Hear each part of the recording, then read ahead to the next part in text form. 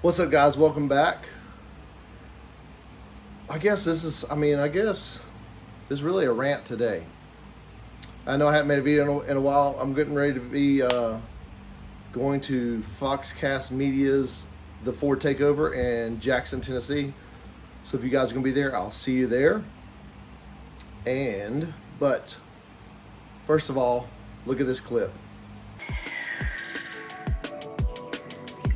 Caleb, I'm not going to be watching your videos anymore, and I'm kind of pissed off, and I already unsubscribed, and I'm just going to take 2 seconds to tell you why. I have 2 kids and a wife and work 50 plus hours a week, and I don't understand how you guys can all afford these cars and all the expensive parts that you put on them. I can barely afford to put tires on my stock pony wheels. So, with that being said, maybe it would be helpful if you did videos that would help people that don't have any money to be able to do this and build their cars and enjoy their cars the same way you guys do. It's really nothing personal, and I think you're a cool guy, but you apparently don't understand what it's like in the real world.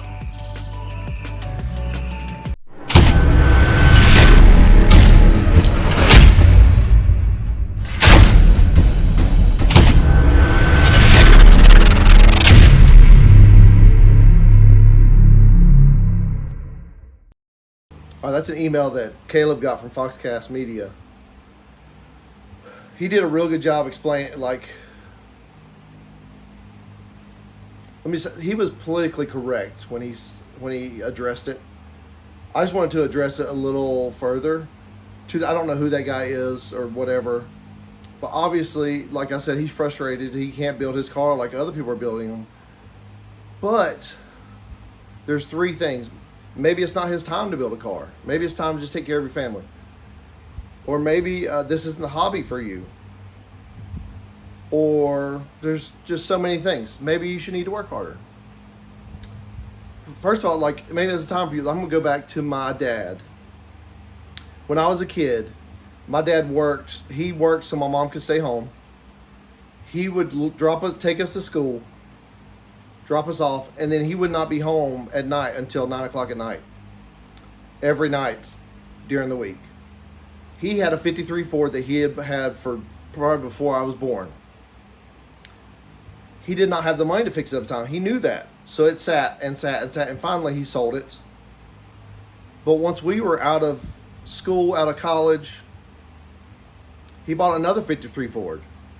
And he's done everything to it he wanted to do it. I helped him change the head on it. It's a 6-cylinder. That thing is heavy. Once I was out of college at that point. We changed the head on it. He had it painted, interior done, bought the tires he wanted, fender skirts, anything he wanted to do to it at that point. But he waited to get to that point. But during that time, he still took us to car shows. You can still enjoy the hobby and not build a car.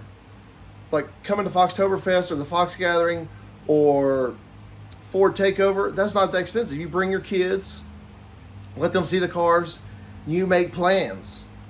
Plan your cars. Plan everything. And as far as, I've seen Caleb and them do budget builds. They've showed you how to change your own heater core. That's a really expensive repair if you have somebody else do it. They show you how to take out an engine. Show you how to change to Hydro Boost brakes. They've showed you all that stuff that you can do yourself on the cheap. But all you do, go to a pull apart, get the parts, do it yourself. And on another thing you don't see is Caleb and them out at the garage. Most of the times that's a Saturday or a night or a Sunday. They're out there after they've worked all week. After they've already put in their 50 plus hours, they're out there doing that. They're out there grinding to get the stuff out, to get the cars they want. I've done the same thing. Me and my wife were married, I don't know, before 13 years before we had kids.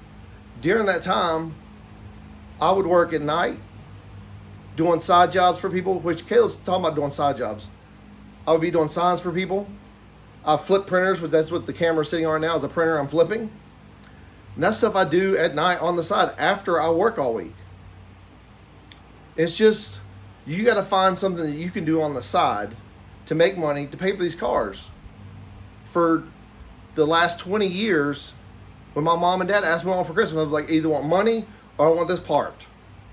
So, just so I can get the stuff I want. I wait, I get it, I save up the money, I do extra work. I've sold a motorcycle, you trade parts with your buddies. Like I've done in the past, like I wanted a different set of wheels. My buddy wanted a different set of wheels. We just swapped.